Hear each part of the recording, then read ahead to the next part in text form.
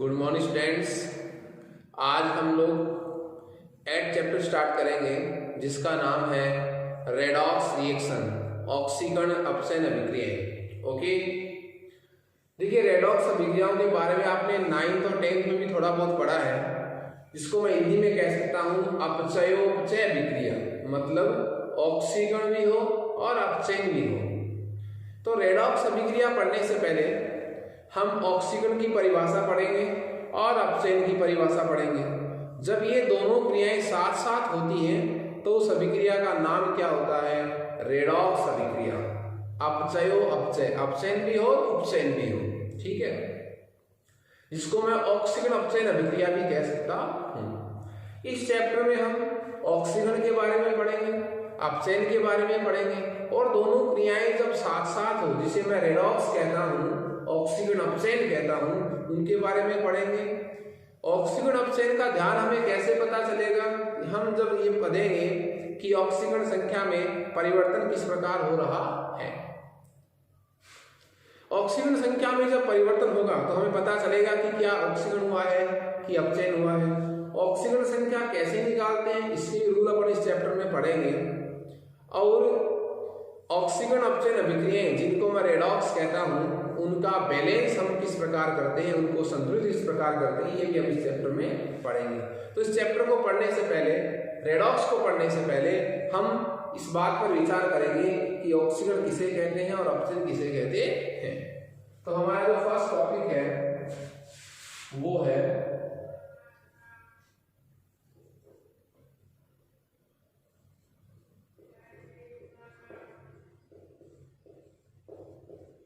ऑक्सीकरण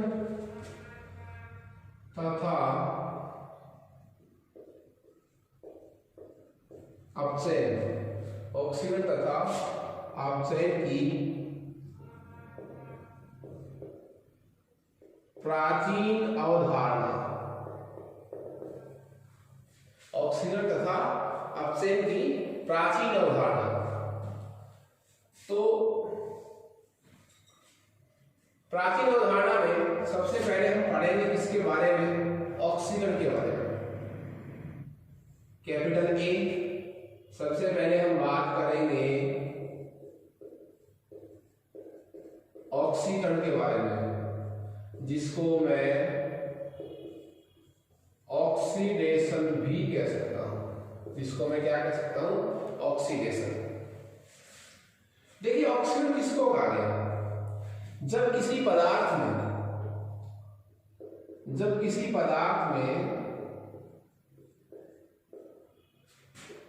किसका योग होता था? यदि किसी पदार्थ में ऑक्सीजन का योग होता है तो हम ये कहेंगे कि उस पदार्थ का क्या हुआ है? ऑक्सीकरण हुआ है। ठीक है, अब इसकी एक परिभाषा में अपने समीकरण भी दे सकते हैं, जैसे कार्बन प्लस O2 क्या बन गया? CO2। अब कार्बन में किसका योग हुआ है? ऑक्सीजन का। तो बताइए फिर क्या हुआ? ऑक्सीकरण हुआ। कौन सी अभिक्रिया हुई? ऑक्सीकरण। किसका ऑक्सीकरण हुआ? कार्बन का। किसने किया? ऑक्सीजन ने, क्योंकि कार्बन में किसका योग हो गया? ऑक्सीजन का। सेकंड एक और ऑप्शन है, जब किसी पदार्थ में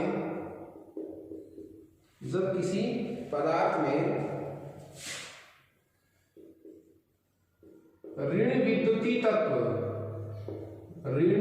विद्युतीय तत्व का क्या होता हो? योग होता हो। अब ऋण विद्युतीय तत्व का योग का मतलब क्या हुआ? ऐसा तत्व जिसकी विद्युत ऋणता जो है वो अधिक हो, जिसकी प्रकृति जो है वो इलेक्ट्रॉन लेने की हो, त्यागने की नहीं हो। तो जब किसी पदार्थ में ऋण विद्युतीय तत्व का योग होता है तो हम उसे क्या कहते हैं कि इस पदार्थ का क्या हुआ है? ऑक्सीकरण हुआ है। तो जैसे योग कर देते हैं अपन, देखिए इसमें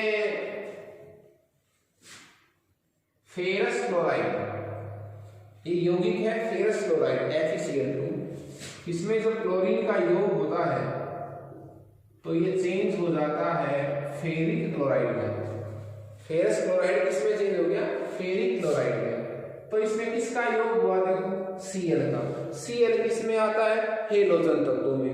हेलोजन तत्व किसमें आते हैं, वर्ग 17 में, जिनकी विद्युत ऋणता आवर्त सारणी में शेष सभी वर्गों से क्या होती है, कुछ होती है। थर्ड परिभाषा भी, ऑप्शन भी हमारे पास है कि जब किसी पदार्थ में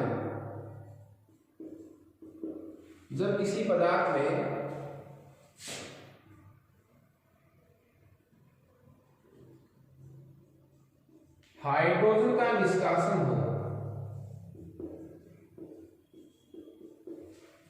जब किसी पदार्थ में किसका निष्कासन हो, हाइड्रोजन का निष्कासन हो रहा है, तो हम ये कहेंगे कि अभिक्रिया में क्या हो रहा है, ऑक्सीकरण हो रहा है।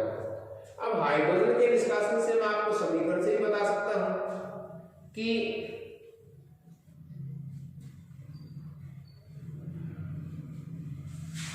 HI hydrogen iodine plus H2O2, balance नहीं क्या मैंने इस समीकरण को, बैलेंस आप कर सकते हैं। तो I2 देखिए HI से किसका निष्कासन हो गया, H का। पहले क्या था ये, HI हाइड्रोजन आयोडाइड अब किस में चेंज हो गया, आयोडीन में। तो देखिए क्या निकल गया इसमें से, H निकल गया, और H का निकलना इसका मतलब HI का क्या हुआ है, ऑक्सीकरण हुआ है। I2 प्लस H2 बैलेंस कर सकते हैं अपन, ये लीजिए। फोर्थ ऑप्शन भी है, पदार्थ से कोई धन विद्युतीय तत्व, पदार्थ से कोई धन विद्युतीय तत्व का निष्कासन हो, पदार्थ से किसी धन विद्युतीय तत्व का क्या हो, निष्कासन हो। अब धन विद्युतीय तत्व का हमें क्या करना है, निष्कासन करना है साहब। तो आप लीजिए फेरस सल्फेट, क्या ले रहे हैं आप, फेरस सल्फेट। रिएक्शन किससे करवाएंगे, जिंक से। रिएक्शन किससे करवाएंगे, जिंक से। तो ZnSO4 plus Fe, ZnSO4 plus Fe। देखिए यहां क्या ऑप्शन थे आपके पास, एक फेरस आयन था, एक सल्फेट आयन था। अब सिर्फ क्या रह गया, Fe रह गया साहब। तो Fe अलग रह गया, SO4 से Fe निकल गया, तो ये क्या हो गया बताओ कि धन विद्युतीय तत्व कौन, Fe का क्या हो गया, निष्कासन हो गया। इसलिए फेरस सल्फेट का यहां भी क्या हुआ है, ऑक्सीकरण हुआ है। तो सबसे पहले मैं पढ़ रहा था परिभाषा किसकी, ऑक्सीकरण की। मैं रिपीट कर रहा हूं, पदार्थ में जब किसका योग हो, ऑक्सीजन का, तो वो प्रक्रिया भी क्या है, ऑक्सीकरण है, कार्बन का ऑक्सीकरण हुआ है। पदार्थ में जब किसी ऋण विद्युतीय तत्व का योग होता है, ऋण विद्युतीय तत्व का क्या होता है, योग होता है, जैसे क्लोरीन का योग हुआ, तो भी हम कहेंगे फेरस क्लोराइड का क्या हुआ है, ऑक्सीकरण हुआ है। कार्बन का क्या हुआ है, ऑक्सीकरण हुआ है। पदार्थ में H2 का निष्कासन हो जाए, हाइड्रोजन निकल जाए, H2 हो कोई दिक्कत नहीं, H का निष्कासन हो। देखिए हाइड्रोजन आयोडाइड था, इसमें से क्या निकल गया, H निकल गया, इसका मतलब हाइड्रोजन आयोडाइड का क्या हुआ है, ऑक्सीकरण हुआ। पदार्थ से धन विद्युतीय तत्व आयन मूलक का जब निष्कासन हो, तो भी हम उसको क्या कहते हैं, ऑक्सीकरण कहते थे।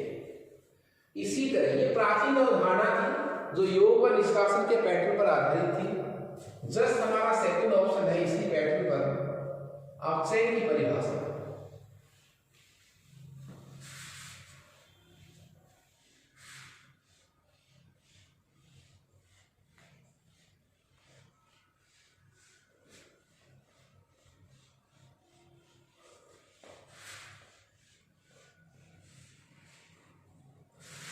ऑक्साइड की परिभाषा,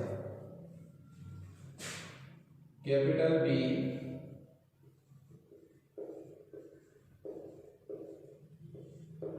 अपसेन, जिसको मैं रिडक्शन भी कह सकता हूं। उसी पैटर्न को अपन फॉलो करेंगे। फर्स्ट ऑप्शन क्या है अपसेन का, जब किसी पदार्थ में हाइड्रोजन का क्या हो, योग हो। जब हाइड्रोजन का योग हो किसी पदार्थ में तो हम उसको क्या बोलेंगे, अपसेन बोलेंगे साहब। जैसे समीकरण देखिए, सोडियम प्लस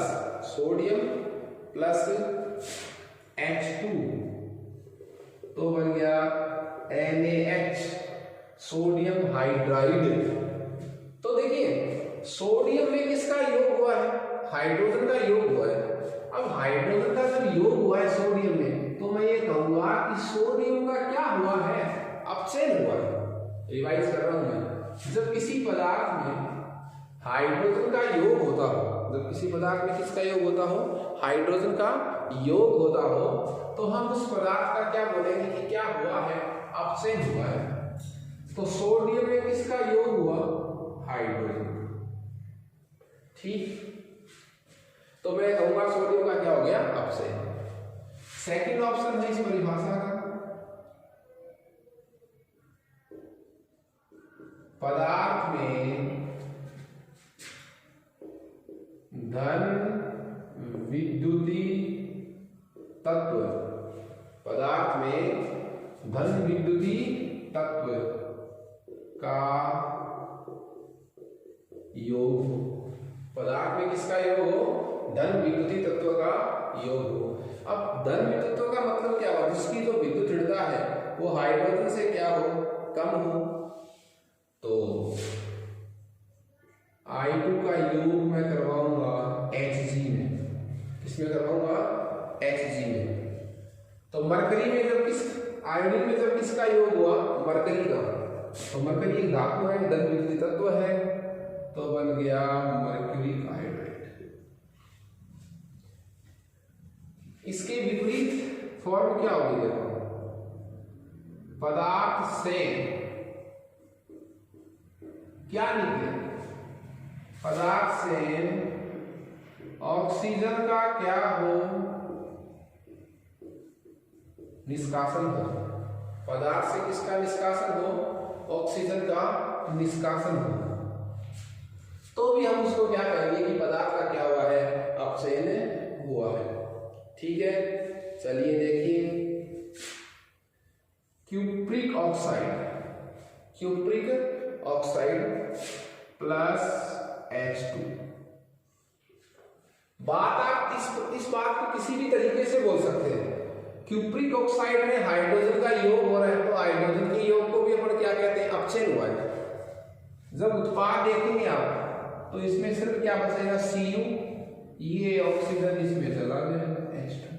आप ऐसे देखिए, क्यूप्रिक ऑक्साइड में से क्या निकल रहा है, देखिए क्या निकल रहा है, ऑक्सीजन। क्यूप्रिक ऑक्साइड से क्या निकल रहा है, ऑक्सीजन निकल गया, सिर्फ क्या बच गया, Cu। तो क्यूप्रिक ऑक्साइड से जब ऑक्सीजन निकल गया, तो क्यूप्रिक ऑक्साइड का क्या हो गया, अपसेन हो गया। क्यों, पदार्थ से किसका निष्कासन हुआ है, ऑक्सीजन का। आप ऐसे भी कह सकते हैं, ऑक्सीजन में अब किसका योग हुआ, H का योग का मतलब भी क्या है, अपसेन। फोर्थ ऑप्शन भी है इस परिभाषा का कि पदार्थ से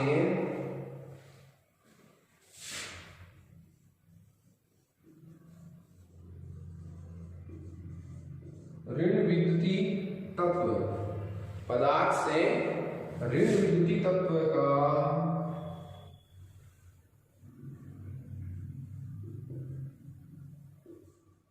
निष्कासन हो।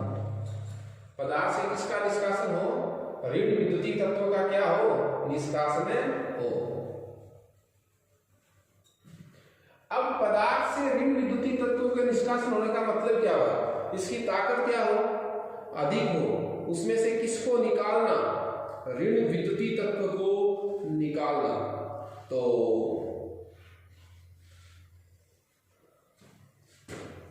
कॉपर कॉपर सल्फेट की रिएक्शन आप Fe से करवाइए। कॉपर सल्फेट रिएक्शन किससे करवाइए? Fe से। तो ये बढ़ जाएगा copper plus ferrous sulphate, copper plus ferrous sulphate. देखिए कॉपर सल्फेट था, ये आयरन, हुआ क्या, कॉपर सल्फेट से अब क्या बचा है इसमें? कॉपर बचा है, तो निकल क्या गया? कॉपर सल्फेट से ऋण विद्युतीय तत्व निकले, आयन निकले, मूलक निकले। तो यहां से कौन निष्कासित हो गया? सल्फेट। कॉपर सल्फेट से अभिक्रिया के बाद सल्फेट निकल गया। सल्फेट क्या होता है? SO4 एक ऋणायनिक मूलक है, और ऋणायनिक मूलक आयन या तत्व का बाहर निकलना कौन सी प्रोसेस होती है? अपचयन। तो ये ऑक्सीजन अपचयन की जो है वो प्राचीन अवधारणा थी, जो हाइड्रोजन के योग, ऑक्सीजन के योग, तत्वों के योग व निष्कासन पर आधारित थी।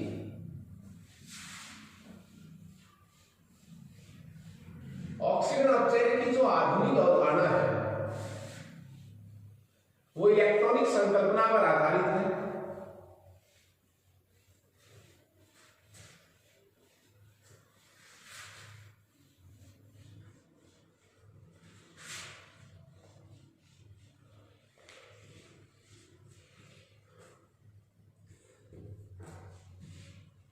ऑक्सीजन तथा अपचयन की आधुनिक और आधुनिक जो अवधारणा है वो इलेक्ट्रॉन के निकलने व ग्रहण होने के आधार पर आधारित है। तो इसका नाम हो गया इलेक्ट्रॉनिक अवधारणा, आधुनिक अवधारणा, इलेक्ट्रॉनिक कंसेप्ट। ऑक्सीजन तथा अपचयन की आधुनिक अवधारणा। देखिए जो आधुनिक अवधारणा है वो इलेक्ट्रॉनिक संकल्पना पर आधारित है। मेरे कहने का मतलब क्या हुआ? जब किसी तत्व के परमाणु, आयन या अणु से, किसी तत्व के परमाणु, आयन या अणु या मूलक से इलेक्ट्रॉन का निष्कासन होता है तो उसे हम क्या कहेंगे? बोलिए, ऑक्सीकरण हुआ है। और यही चीजें जब इलेक्ट्रॉन किसी परमाणु में, किसी आयन में, किसी अणु में, किसी मूलक में जुड़ता है तो उसे अपन क्या कहेंगे? अपचयन कहेंगे। तो जो आधुनिक अवधारणा है वो इलेक्ट्रॉनिक संकल्पना पर आधारित है। तो मैं ऑक्सीजन की जो आधुनिक अवधारणा है उसमें सबसे पहले डिस्कस करूंगा ऑक्सीकरण।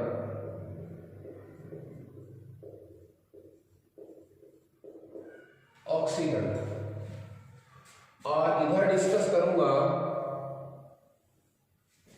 अपचयन,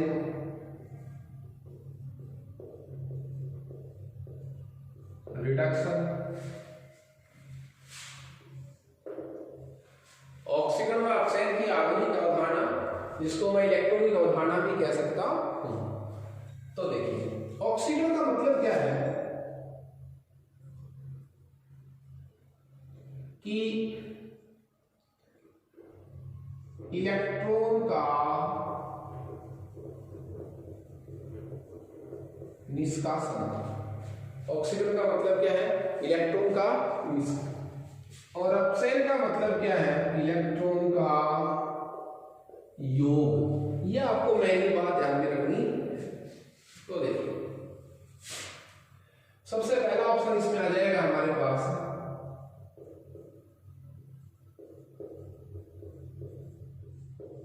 परमाणु का ऑक्सीकरण।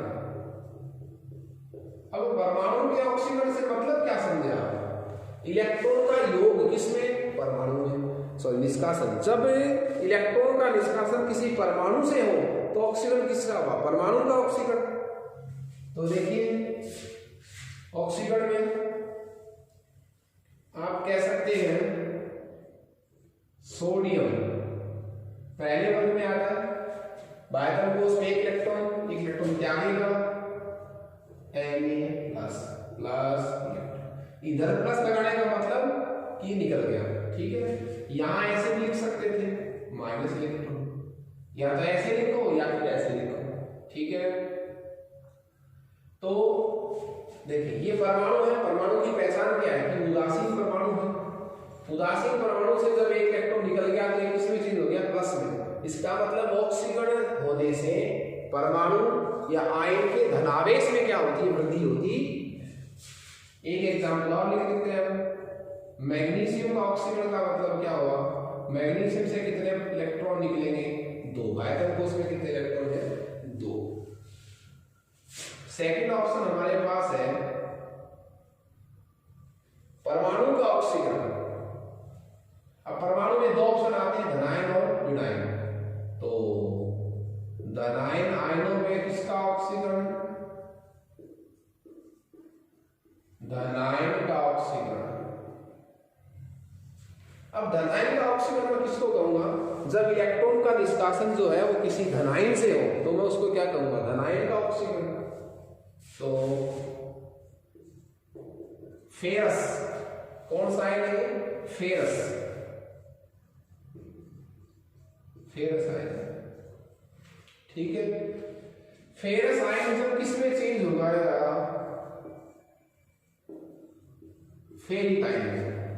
फेरस आयन जब किसमें चेंज हो जाएगा, फेरिक आयन में। तो फेरस का चेंज क्या हो गया, Fe3। अब बताओ Fe+ टू Fe+3 में कैसे चेंज हुआ, यहाँ कितने इलेक्ट्रॉन की कमी थी, 2 इलेक्ट्रॉन की कमी थी।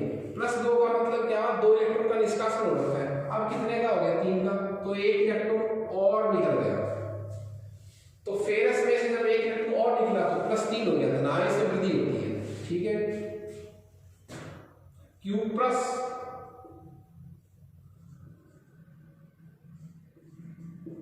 Q+ आयन, यहाँ कितने इलेक्ट्रॉन की कमी है, कॉपर के पास 1 इलेक्ट्रॉन की कमी है। इसमें से 1 इलेक्ट्रॉन और जाए तो ये किसमें चेंज हो जाए, Cu+2, मतलब क्यूप्रिक। तो Q+ का क्यूप्रिक में चेंज, फेरस का फेरिक में चेंज। किसका एग्जांपल हुआ, ऑक्सीकरण का। अब बात ये देखो नाम कैसे निकलेगा, यहाँ किसमें से इलेक्ट्रॉन निकल रहा था, परमाणु से, तो परमाणु का ऑक्सीकरण। यहाँ इलेक्ट्रॉन किसमें से निकल रहा है, धनायन से। इसमें 2 इलेक्ट्रॉन तो पहले से निकले हुए, तो जब धनायन से और इलेक्ट्रॉन बाहर निकले तो हम उसको क्या कहेंगे, धनायन का ऑक्सीकरण। इसी में सी कैटेगरी हमारी आ जाएगी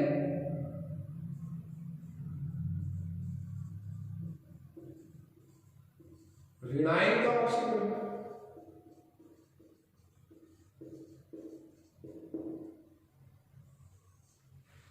ऋणायन का ऑक्सीकरण। ऋणायन के ऑक्सीकरण का मतलब क्या हुआ, जब इलेक्ट्रॉन का निष्कासन किस में से हो, ऋणायन में से हो। तो देखिए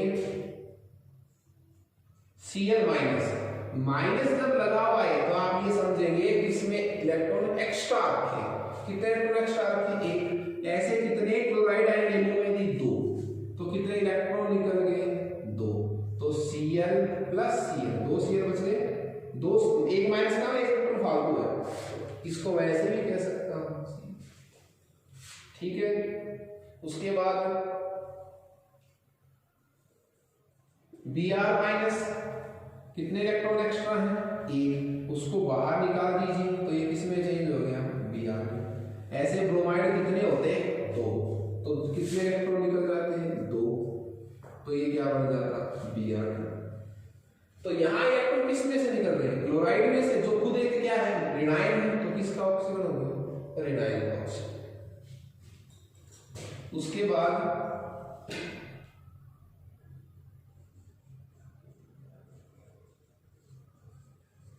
अणु का ऑक्सीकरण।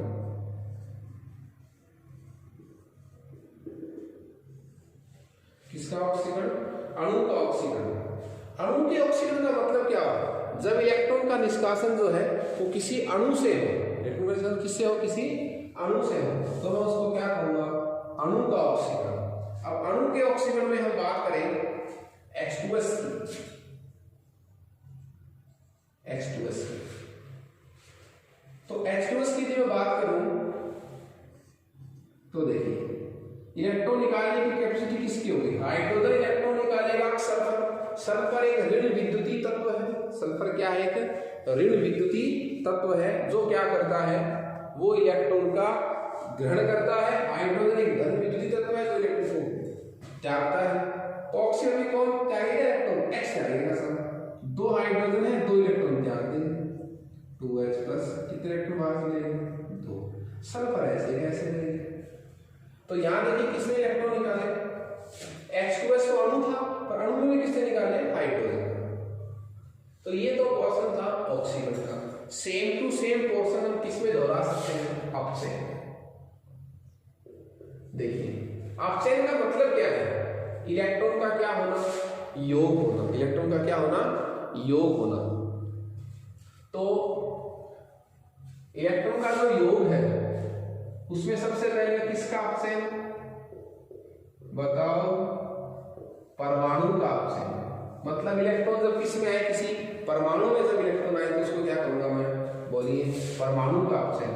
जैसे मान लीजिए ऑक्सीजन को कितने इलेक्ट्रॉन दे, 2 क्यों, वर्ग 16 का तत्व है, 2 इलेक्ट्रॉन लाते ही क्या हो जाएगा उसका पूरा, तो ये किसी में चेंज हो जाएगा O2-। नाइट्रोजन के बाह्य तत्वों से 5 इलेक्ट्रॉन, उसको कितने इलेक्ट्रॉन दे दिए आप, 3, तो ये बन जाएगा नाइट्राइड। जब इलेक्ट्रॉन आते हैं तो ऋणावेश में वृद्धि होती है, इसमें वृद्धि होती है ऋणावेश में, धनावेश में क्या आएगी, कमी। ये तो परमाणु का अपचयन हुआ, क्यों, क्योंकि इलेक्ट्रॉन का योग किस में हो रहा है, परमाणु में। कैपिटल बी, यदि वही इलेक्ट्रॉन किसके द्वारा ग्रहण किया जाए, धनायन के द्वारा, तो मैं उसको कहूंगा किसका अपचयन, धनायन का अपचयन। धनायन के अपचयन को मैं यहां से रिपीट कर सकता हूं। ये कौन सा आयन था, फेरिक। फेरिक का सूत्र क्या हो गया, Fe+3, Fe+3। Fe+3 कौन सा आयन है, फेरिक। कितने इलेक्ट्रॉन की कमी है इसमें, 3 की, +3 का मतलब 3 इलेक्ट्रॉन की कमी है। इसको आप 1 इलेक्ट्रॉन दे दीजिए, अब कितने की कमी रहेगी, 2 की, तो ये किसमें चेंज हो जाएगा, Fe+2। इस बार क्या हुआ है, फेरिक का अपचयन हुआ है किसमें, फेरस में। उसी एग्जांपल को रिपीट कर दीजिए आप, क्यूप्रिक Cu+2, क्यूप्रिक को आप 1 इलेक्ट्रॉन दे दीजिए, वो किसमें चेंज हो गया, +1 में। आप 1 इलेक्ट्रॉन दीजिए, 2 दीजिए, इलेक्ट्रॉन ग्रहणित हो रहे हैं। तो किसी धनायन द्वारा जब इलेक्ट्रॉन का योग हो तो उसको अपन क्या कहेंगे, उस धनायन का अपचयन। यही काम किसके लिए हो सकता है, ऋणायन जब इलेक्ट्रॉन को ग्रहण करे तो मैं उसको कहूंगा ऋणायन का अपचयन, ऋणायन का अपचयन। अब ऋणायन के अपचयन में जब मैं बात करूं तो एक एग्जांपल लेऊंगा, MnO4-।